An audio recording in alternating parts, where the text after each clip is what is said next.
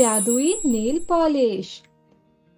ये कहानी है सतरंगी महल की, जहाँ पर रुश्ता अपने माँ बाप के साथ रहती थी।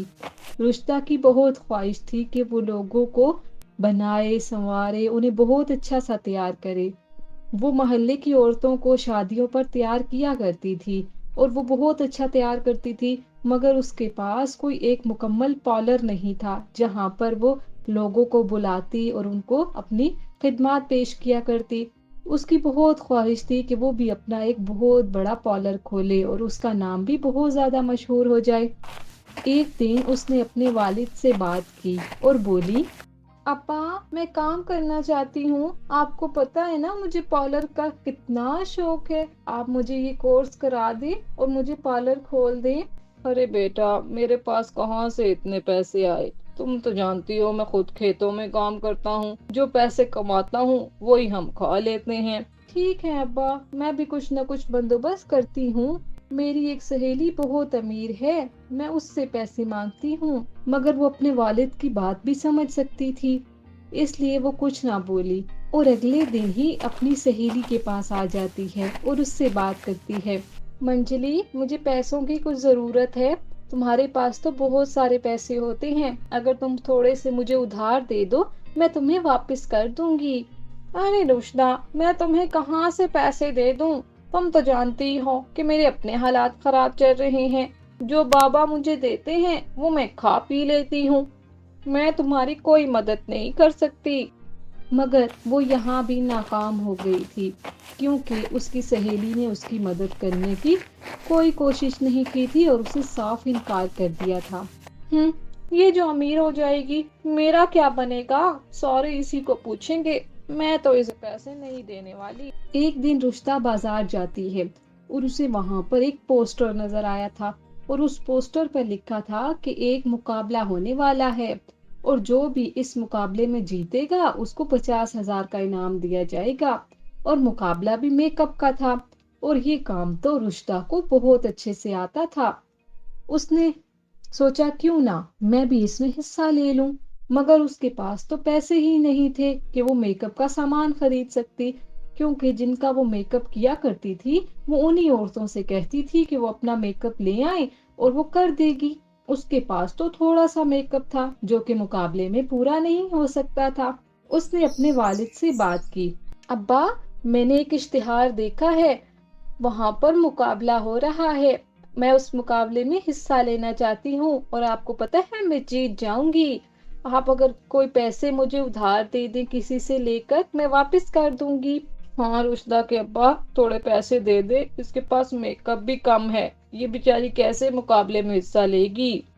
ठीक है बेटा, मेरे पास मालिक के कुछ पैसे पड़े हैं जो कि हिसाब किताब के थे।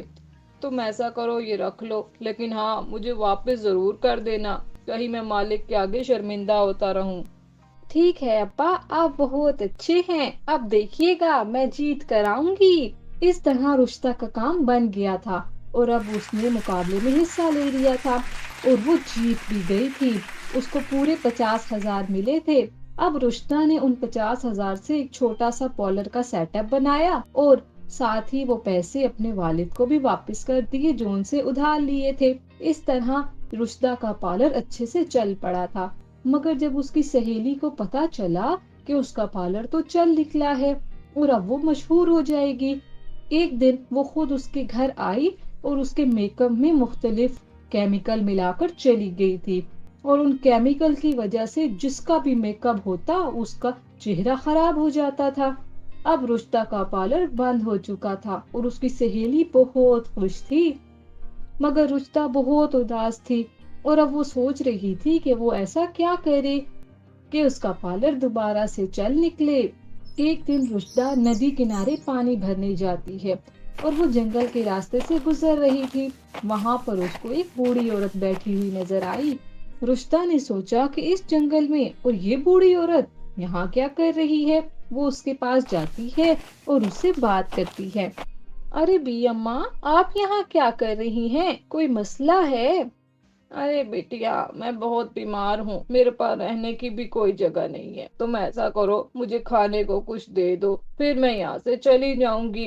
ٹھیک ہے بی اماں، آ جائیں، آپ میرے گھر آ کر رہ لیں، جب تک آپ ٹھیک نہیں ہو جاتی آپ میرے ساتھ ہی رہ لینا۔ ارے بیٹا، تمہارا بہت بہت شکریہ، تم تو بہت اچھی بچی ہو۔ وہ بوڑھی عورت کچھ دن رشتہ کے گھر ہی رہتی ہے، اور پھر ایک دن اس نے رشتہ سے کہا، اچھا بیٹا، اب میں چلتی ہوں، میں نے تمہارا رویہ بھی دیکھا، تم بہت اچھی ہو، اس لیے میں تمہیں ایک انعام دینا چاہتی ہوں۔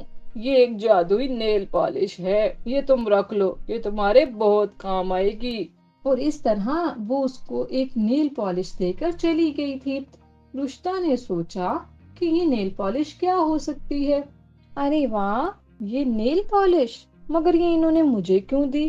کیا پتا مذاق کر رہی ہوں گی، چلو میں بھی اس سے کچھ مانگ کر دیکھتی ہوں۔ اس نے جیسے ہی اپنے ہاتھ پر لگائی اور اس نے دیکھا کہ وہ تو بہت پیاری ہو گئی تھی، اور اس کے پاس وہاں ایک پارلر کا سیٹ اپ آ گیا تھا۔ اور پھر رشتہ نے اس بوڑھی عورت کو بہت ڈھونڈا تھا کہ جس کی مدد سے اس نے اتنا اچھا سیٹ اپ بنا لیا تھا، مگر وہ اسے کہیں نہیں ملی تھی۔ اور پھر رشتہ سمجھ گئی تھی کہ یہ جادوئی نیل پالش ہے، اور وہ بوڑھی عورت بھی اسی لیے آئی ہوگی میری مدد کرنے کے لیے۔ وہ بہت خوش تھی، اب رشتہ اس نیل پالش کی مدد سے جو بھی مانگتی اس کو مل جاتا تھا، اور لوگوں میں دوبارہ سے مشہور ہو گیا تھا کہ اس نے ایک نیا پارلر کھولا ہے۔ مگر پھر بھی لوگ ڈر رہے تھے کہ نہ جانے پہلے کی طرح یہ گھٹیا میک اپ لے آئی ہوگی۔